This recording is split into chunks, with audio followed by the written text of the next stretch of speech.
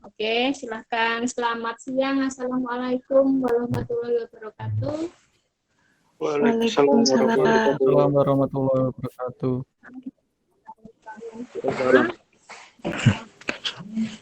semua dalam keadaan sehat walafiat, kemudian dalam keadaan bahagia dan dalam menjalani rangkaian KKN yang di depan 1 bulan di depan nanti. Perkenalkan terlebih dahulu mungkin yang belum mengenal saya Bu Mirwa dari jurusan Kimia FMIPA yang alhamdulillah diberi amanah untuk membimbing kalian dalam kegiatan KKN daring yang akan kalian lakukan pada bulan Agustus nanti. Jadi selama kurang lebih 1 bulan nanti kita akan banyak berinteraksi terlebih dalam membahas mengenai kelangsungan KKN yang akan kalian jalani masing-masing di Blitar dan di Batu. Semoga untuk 1 bulan ini kita dapat menjalani dengan lancar tanpa halangan yang berarti sehingga kalian mendapatkan hasil yang maksimal dalam hidup. Oke, silakan operator bisa memulai untuk PowerPoint-nya, kamera boleh diaktifkan jika tidak diperlukan. Untuk Mas Nuril mungkin bisa mulai presenting ya.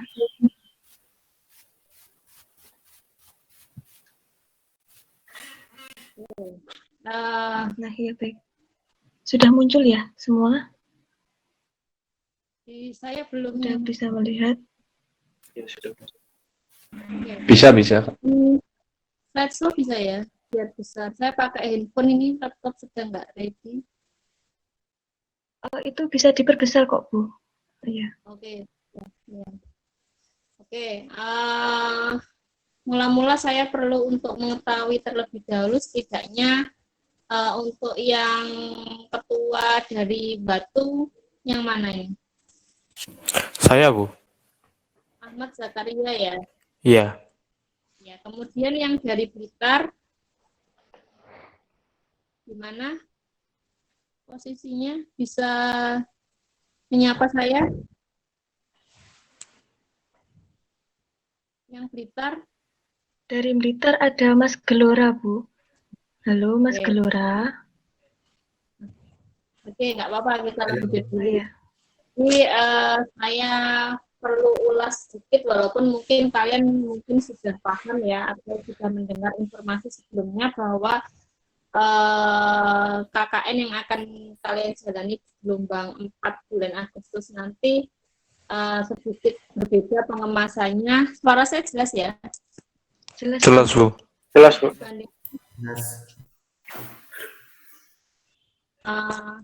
Yang biasa dilakukan pada tahun sebelumnya. Memang dalam keadaan seperti ini kita tidak akan bisa mendapatkan atau mengharapkan hasil yang istilahnya menjadi target sempurna kita, namun kita harus bisa berpikir lebih kreatif agar mungkin target yang kita inginkan untuk dilaksanakan bisa terjadi meski dalam segala keterbatasan. Salah satu hal yang perlu kalian Rektor telah memberikan aturan yang sangat tegas bahwa dalam seluruh kegiatan akademis harus dilaksanakan dengan standar kesehatan dan keamanan yang paling tinggi dibandingkan dengan yang lain. Dalam artian dalam mencapai atau melaksanakan agenda sisi keamanan harus lebih diperlukan atau diprioritaskan dibandingkan dengan sisi yang lain yang intinya bahwa kalian tidak harus mendapatkan hasil maksimal dengan mengorbankan keamanan kalian. Itu artinya kalau memang itu bisa dicapai tapi dengan keadaan yang tidak aman ya lebih baik jangan dikerjakan. Gitu. Jadi intinya adalah seaman mungkin, sesuai mungkin walaupun mungkin tidak akan mencapai target yang maksimal. Intinya begitu. Secara kalimat itu sih begitu. Namun karena saya yakin kalian mahasiswa yang luar biasa kreatif, saya rasa banyak hal yang bisa kalian kerjakan untuk mencapai target yang maksimal meski dalam keterbatasan ini. kalian paham pasti bahwa protokol yang kita maksud itu seperti apa, sehingga salah satu poin yang kalian ingat adalah jalankan protokol itu, tidak kumpul-kumpul, tidak mendekati tempat-tempat yang mungkin membahayakan begitu, kemudian selalu membekali diri kalian dengan standar kesehatan yang mumpuni. Itu pertama yang harus saya ingatkan karena itu menjadi poin yang paling penting dari rektor khususnya. Oke, slide selanjutnya. Next. Oke. Penlat ini nanti akan dilakukan dalam 2 kali atau 2 sesi. Yang penlat pertama hari ini, kemudian penlat yang kedua, insya Allah kalau tidak salah saya hari Kamis kemarin bacanya. Nah, dalam penlat ini akan dinilai, artinya kehadiran kalian sebagai suatu bentuk penilaian. Makanya tadi saya minta ada saat di mana kita ini hadir semua, kemudian tolong salah satu nanti ambil gambarnya gitu, sehingga nampak bahwa total dari seluruh mahasiswa bimbingan saya ini hadir dalam penlat yang pertama begitu. Nah, kemudian kalian sudah merekamnya, nanti ada yang bertugas merekam, kemudian nanti akan diunggah di channel KKN UNESA. Nah, ini nanti juga akan menjadi salah satu penilaian karena ternyata yang like-nya paling banyak ini akan mendapatkan reward dari banyaknya penonton di YouTube dari tayangan kalian gitu. Jadi nanti kita upayakan dari serangkaian kegiatan KKN kamu nanti kebanyakan ditayangkan di YouTube, maka kita upayakan agar sebenarnya itu bukan target utama sih, namun kalau itu menjadi ketidaksengajaan yang membuahkan hasil, nah itu poin lebih kalian gitu saja. Kemudian penlat ini setara dengan UTS sehingga wajib untuk hadir. Kemudian mahasiswa yang tidak ikut penlat akan dicatat, kemudian akan ditindaklanjuti. Selanjutnya next. Nah, model KKN ini sudah yang saya bilang tadi sedikit berbeda. Kemudian di sini tujuannya adalah meningkatkan taraf hidup masyarakat akibat dampak COVID-19 melalui berbagai program seperti program kemanusiaan, kewirausahaan, kemudian proyek desa, dan mengajar di desa. Jadi nanti kalian bisa pilih mana yang diperlukan atau yang paling terdampak di desa yang kalian pilih nanti. Misalnya di desa yang kalian tuju, kok kebetulan di sana banyak sekali siswa SD, SMP yang sekolah daring, tapi ternyata tidak memenuhi standar. Mungkin misalnya saja di sana banyak yang gaptek sehingga untuk sekolah daring kesulitan orang tuanya, atau di sana banyak yang misalnya saja guru-guru yang tidak bisa membuat pembelajaran daring karena bisa dalam tanda kutip gaptek misalnya begitu. Kemudian kalian mencoba memberikan pelatihan bagaimana untuk bisa membuat materi pembelajaran secara daring yang lebih efektif, efisien, tapi bisa mudah diterima untuk guru-guru, misalnya saja guru-guru di pedesaan yang mungkin usianya tua sehingga agak susah mengoperasikan misalnya laptop gitu ya, itu bisa diajarkan. Jadi yang kita maksud terdampak itu tidak harus dampak yang sifatnya kesehatan, karena dampak dari COVID ini nggak harus kesehatan. Seperti tadi yang saya bilang, bagi seorang siswa dampaknya ya apa? Pembelajaran harus melalui online, itu sudah dampak. Kemudian bagi misalnya saja pengusaha UMKM yang biasanya berjualan di pasar karena pasarnya kena lockdown, mungkin akhirnya nggak bisa. Nah, itu kalian juga bisa memberikan bantuan dari sisi istilahnya program kewirausahaan. Kemudian dilaksanakan secara berkesinambungan dan minimal 1 tahun dalam satu lokasi yang sama.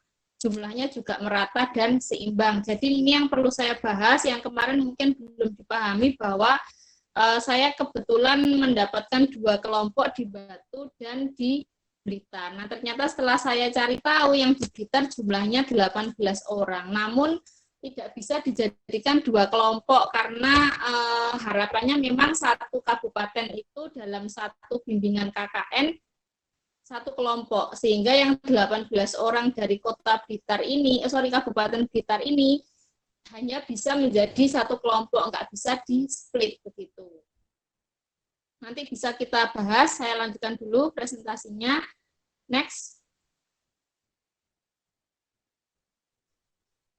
Nah, ini jumlah yang kemarin sudah menjalani KKN yang gelombang keempat ini cukup banyak, sekitar 1.600 orang mahasiswa melakukan ini. Saya rasa kalau yang namanya program mengajar di desa ini semuanya pasti perlu juga, karena apa? Kalau kalian tahu banyak sekali saat ini siswa-siswa yang istilahnya bagaimana ya, walaupun pembelajaran daring tapi tidak maksimal begitu. Jadi tetap sebenarnya butuh peran secara tatap muka tapi yang sesuai dengan protokol. Kenapa di sekolah ini nggak bisa ya, kita nggak bisa memaksakan untuk sekolah secara tatap muka di kelas, karena kan kita tahu kapasitas kelas banyak sekali siswa. Nah, tapi kalau kalian bisa membuat suatu bentuk pembelajaran tatap muka namun yang aman gitu ya, jadi selama mungkin 3 minggu nanti kalian KKN, kalian buat program mengajar di desa yang sesuai standar protokol kesehatan, misalnya 1 kali tatap muka hanya per 10 siswa selama 2 jam, misalnya jam 7 sampai jam 9 10 orang, 9 sampai 11 10 orang, 11 sampai jam 1 10 orang, jam 1 sampai jam 3 10 orang, dengan jarak yang lebar per anak 2 meter di ruang terbuka, jadi terkena sinar matahari. Nah, saya rasa itu lebih sehat. Pasti itu euforia dari masyarakat sangat baik, karena selain mereka dapat bantuan dibantu dalam belajar ya, dikawal dalam pembelajaran daring yang kita tahu di desa masih kesulitan, mereka juga senang karena pasti di sana kalian juga bisa mengajak mereka interaksi, karena kita tahu anak TK ini kalau diajar daring ya pasti nggak akan efektif, lebih senang dengan kegiatan fisik begitu. Jadi kalian beri proyek mengajar di desa untuk anak-anak usia misalnya 5 sampai 7 tahun misalnya begitu. Tapi terbagi waktunya, sesinya gitu. Atau bisa juga mengajar ibu-ibu juga boleh gitu. Misalnya ada komunitas lansia misalnya begitu. Ada mengajar apa ya, boleh aja misalnya kalian mengajar keterampilan itu juga bisa, atau mengajar anak-anak putus sekolah juga boleh. Kemudian kalau yang kewirausahaan bisa saja misalnya di sana kalian menemukan ada salah satu UMKM tempe dile, misalnya pengusaha tempe tapi yang usahanya agak terkendala gara-gara pandemi. Kalian buatkan promosi secara online, misalnya gitu, kalian buatkan Instagramnya atau dibuatkan promosinya di YouTube misalnya begitu, itu boleh, itu jadi yang program kewirausahaan, termasuk juga untuk menumbuhkan bisnis baru di desa tersebut. Semisal kalian tahu banyak orang kena PHK di desa itu, kemudian kalian di sisi lain juga melihat pertanian, misalnya pertanian buah-buahan banyak Bu di sini. Namun karena pandemi akhirnya omsetnya turun, banyak yang busuk karena tidak terjual. Terus kalian punya di sisi lain melimpah pertanian buah-buahan, di lain ibu-ibu yang nganggur PHK, misalnya selai atau dibuat misalnya buah kering gitu ya, itu bisa, itu termasuk program kewirausahaan. Kemudian peningkatan nilai produk, misalnya begini, kamu menemukan peternak susu sapi segar, kalian tahu susu sapi segar itu di pasaran kalah saing ya dengan susu-susu yang sudah pasteurisasi yang orang-orang itu lebih praktis gitu. Mengkonsumsinya langsung ditaruh di kulkas, haus sangat praktis. Kemudian rasanya juga lebih menarik, mungkin ada yang diberi stroberi, coklat. Nah, kalian tahu dari peternak sapi, kemudian penjualannya tidak baik, silahkan diberikan alternatif model kualitas produksinya, misalnya dijadikan yogurt gitu boleh juga. Nah, itu yang bisa saya berikan gambaran contoh-contoh yang bisa kalian kerjakan. Kemudian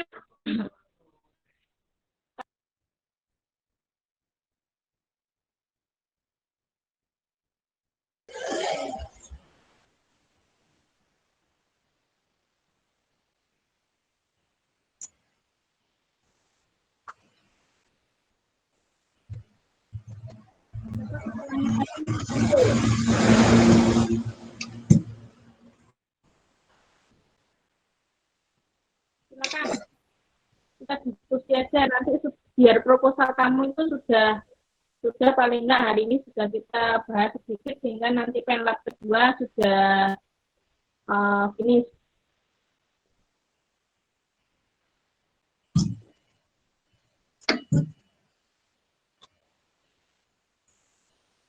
Belum ada pertanyaan?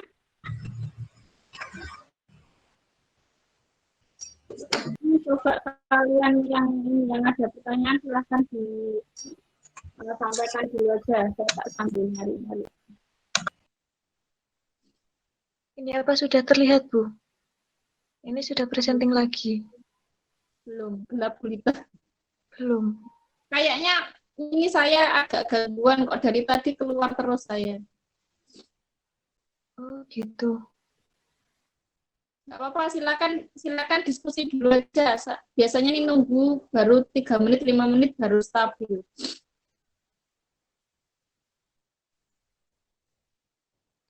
Oh, ya, baik, Bu. Mungkin ini ada perwakilan dari Kabupaten Blitar ingin menyampaikan karena kemarin kita juga baru saja untuk rapat diskusi tentang KKN ini, kita mau ngapain aja, programnya apa aja. Kemarin sudah sedikit didiskusikan, Bu. Silakan untuk Mbak Erza bisa memaparkan.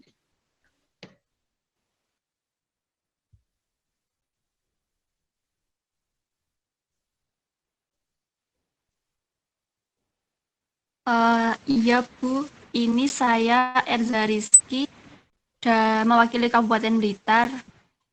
Kemarin kita itu kan sudah rapat ya Bu ya sama teman-teman Kabupaten Blitar. Nah itu kita itu sudah mendapatkan desanya, tapi kita tinggal perizinannya aja. Soalnya kan surat dari Bangkes Bambol kan belum ada. Mungkin masih itu Bu, sama ini. Kemarin sudah beberapa menyusun program dari si ayah kami. Ya.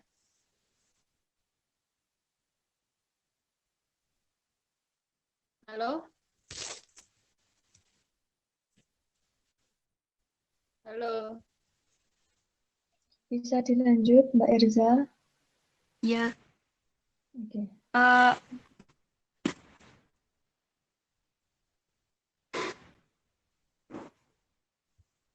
Masih, mungkin dari Kabupaten Blitar masih itu Bu, masih mengurus itu perizinan, sama ini masih menyusun program kerjanya buat KKN nanti. Berarti kalian sudah memutuskan desanya di mana ya? Sudah Bu, kemarin juga sempat survei di sana, terus sama kadesnya di sana itu memperbolehkan kalau Bangkes Bambolnya itu mengiyakan, jadi kan kita tinggal mengurus perizinannya saja. Oke. Dikondisikan untuk temennya ber-18 itu ya, jadi iya Bu, 18 orang. Oke. Nanti suratnya kalian seperti teknisnya seperti yang gelombang yang sebelumnya kalian bikin, mungkin sudah tahu ya ada template suratnya, nanti kalian menyampaikan ke KKN KKN UNESA, nanti UNESA yang akan memberikan surat untuk tempat-tempat yang mau kalian tuju, desanya mana, kemudian dinas yang lain. Nanti jadi kita membuat suratnya berdasarkan surat permohonan dari kamu, gitu ya. Oh iya, Bu. Ya, terus yang lain adalah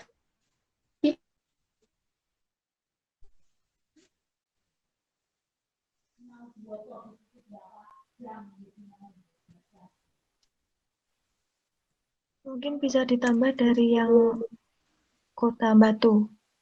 ya yang Batu ini yang Blitar jadi di Gresik ya. Iya Bu, di Gresik.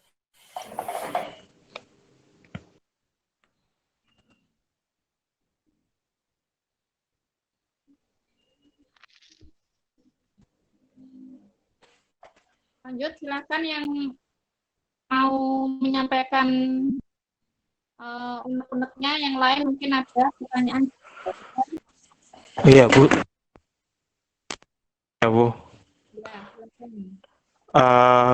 Kan satu kayak KKN ini kan satu tema. Nah, semisal di desa itu, contohnya kita ambil desa program kemanusiaan. Cuma yang dibutuhkan desa itu contohnya cuma donor darah aja, itu gimana, Bu? Jadi keluarnya dari satu tema itu cuma satu masalah aja yang bisa kita selesaikan gitu. Yang dibutuhkan desa itu cuma satu aja, gimana, Bu? Lebih baik kalau seperti itu, berarti itu kemanusiaan kan ya. Iya. Terus yang lain apa? Yang lain yang dibutuhkan selain itu apa? Ini permisalan aja sih, Bu. Soalnya kan dapat 3 calon desa kan, Bu, di Batu ini. Ya. Senin itu mau survei. Cuma udah diseleksi, jadi tema mana yang mau kita ambil. Soalnya gini, minimal kamu ada 3 program, jadi jangan cuma satu. Misalnya kemanusiaan ya 3 proyek di desa ya 3.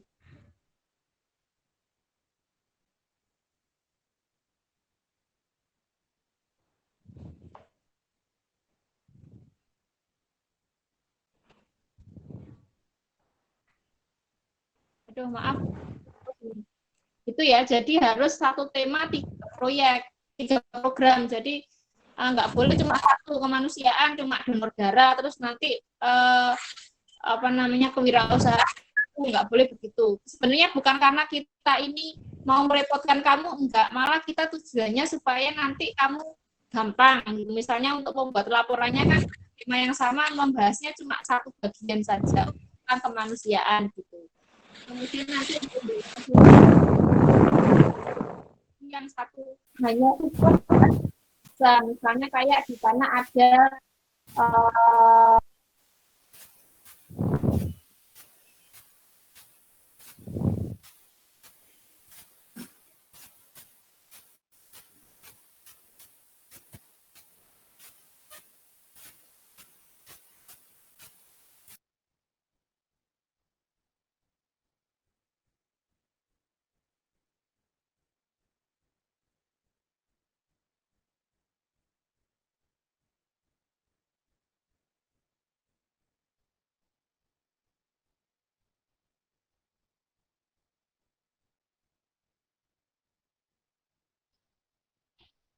saya rasa nggak lama-lama aja ini, saya selesaikan sekarang aja karena putus-putus terus. Nanti diskusi selanjutnya bisa ada di grup WhatsApp aja biar recordingnya nggak terlalu banyak putus ya. Jadi intinya itu satu tema aja, programnya minimal ada 3. Oke, saya rasa kayaknya harus segera kita akhiri karena sudah bolak-balik mati putus terus dari tadi. Nanti diskusi nggak apa-apa, kita bisa via grup WhatsApp atau dari ketua bisa disampaikan ke saya. Saya rasa lebih baik saya cukupkan dulu daripada nanti mati lagi. Saya ucapkan terima kasih banyak, mohon maaf atas ketidaknyamanannya. Saya ucapkan wassalamualaikum warahmatullahi wabarakatuh. Waalaikumsalam warahmatullahi wabarakatuh. Waalaikumsalam.